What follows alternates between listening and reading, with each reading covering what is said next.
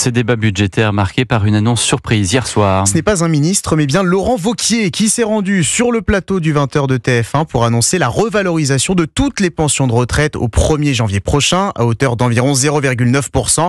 Les pensions en dessous du SMIC connaîtront une deuxième hausse en juillet prochain.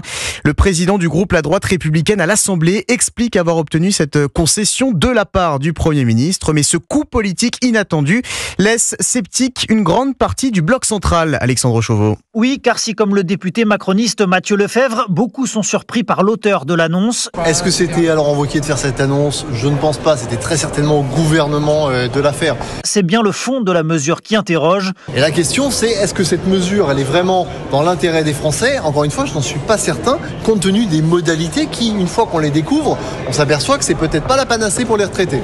En cause, la sous-indexation des retraites pour une partie des seniors. L'épisode illustre en tout cas à nouveau les relations tumultueuses entre les différentes formations qui soutiennent Michel Barnier, à l'image de Prisca Thévenot qui questionne la présence de Laurent Wauquiez au Palais Bourbon. C'est dommage de ne pas l'avoir beaucoup vu sur les bancs de l'Assemblée nationale et d'un seul coup de le découvrir sur un plateau TF1 pour proposer un amendement qu'il n'est pas venu soumettre lui-même. Voilà, mais après on avance, c'est pas grave.